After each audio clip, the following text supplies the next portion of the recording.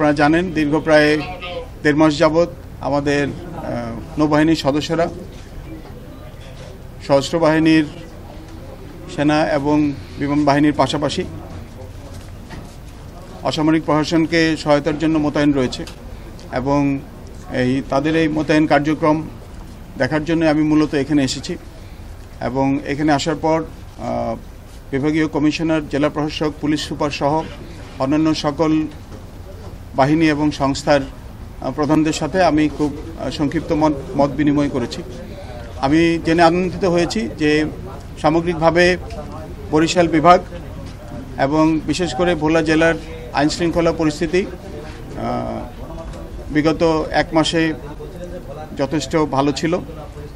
তবে এই জেলায় বেশ কিছু চ্যালেঞ্জ রয়েছে এবং এখানকার স্থানীয় জনগণের কিছু দাবি আছে। বিশেষ করে এখানে গ্যাস উত্তোলন হয়, যেটা আমরা সবাই জানি, এবং স্থানীয়ভাবে এই গ্যাসটা যাতে এই এলাকাবাসী এটা সুবিধা যাতে পান সেই দাবি তাদের রয়েছে এবং সেই দাবি পূরণের বিষয়ে আমি সরকারের নিকট এটা উপস্থাপন করব। এছাড়া স্থানীয় প্রশাসনের যেই চ্যালেঞ্জগুলি মোকাবেলা করতে হচ্ছে, পুলিশ প্রশাসনকে যেই চ্যালেঞ্জগুলি মোকাবেলা করতে হচ্ছে সেই বিষয়েও আমি অবহিত হয়েছি সংক্ষিপ্তভাবে। তো এই বিষয়গুলি নিয়ে আমি সরকারের যথাযথ পর্যায়ে তুলে ধরব।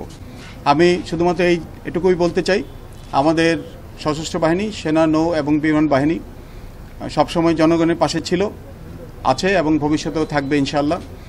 এবং আমরা বেসামরিক প্রশাসনকে যথাযথ সহায়তা প্রদান করে দেশের আইনশৃঙ্খলা রক্ষার স্বার্থে এবং বর্তমানে যৌথ বাহিনীর কার্যক্রম, যেটা অবৈধ অস্ত্র উদ্ধার এবং অন্যান্য আইনশৃঙ্খলা রক্ষাকারী বাহিনীর যে কার্যক্রম, সেই কার্যক্রমগুলিতে সহায়তা করে যাচ্ছি এবং যতদিন পর্যন্ত এটার প্রয়োজন হবে সরকারি নির্দেশনা মোতাবেক আমরা সেই সহায়তা প্রদান করে যাব ইনশাআল্লাহ। আমরা এই বিষয়ে সংশ্লিষ্ট সবার সহযোগিতা চাই। আপনারা যারা মিডিয়ার সহকর্মী আছেন এখানে উপস্থিত, আপনাদের সবার মাধ্যমে আমরা মিডিয়ার সকল সদস্যদের এবং দেশের আপামর জনসাধারণের সহযোগিতা চাচ্ছি। আমাদের ছাত্র জনতা তাদের একটা সফল আন্দোলনের মাধ্যমে দেশে যে পরিবর্তন নিয়ে এসেছে, এই পরিবর্তনের সুফল যাতে এই দেশের জনগণ পায়, সেজন্য আমাদের সবাইকে একসাথে কাঁধে কাঁধ মিলিয়ে কাজ করতে হবে।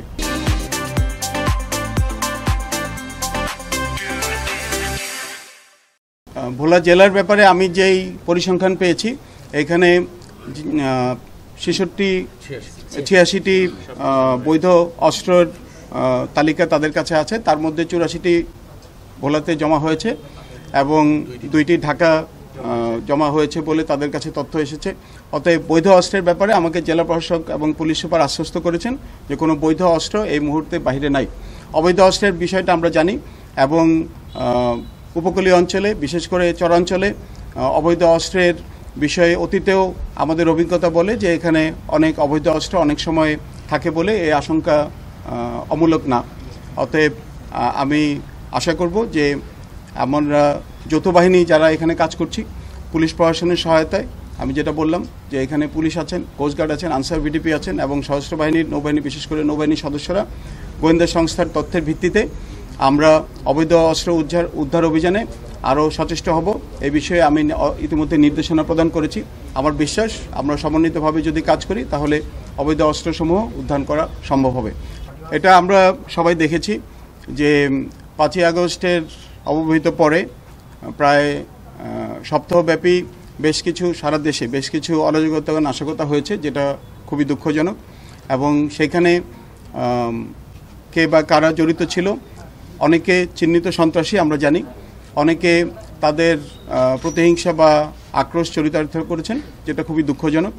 তবে সময়ের সাথে সাথে এই বিষয়ে উন্নতি হয়েছে এবং বর্তমানে এই ধরনের আক্রমণ বা এই ধরনের সহিংসতা অনেকটাই কমে এসেছে বলে আমি মনে করি।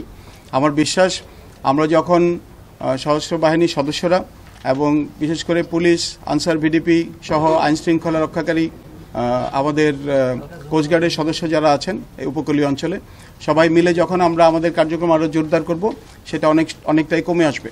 তবে একই সাথে আমি সংশ্লিষ্ট যে সকল রাজনৈতিক দল যারা দেশে দেশের জনগণের জন্য, জনগণের সেবা করার জন্য কাজ করেন, তাদের প্রতি আমি আহ্বান করব যে আপনারা সবাই আমাদের বেসামরিক প্রশাসনকে, সশস্ত্র বাহিনীকে এবং আইনশৃঙ্খলা রক্ষাকারী বাহিনীদেরকে সহায়তা করবেন।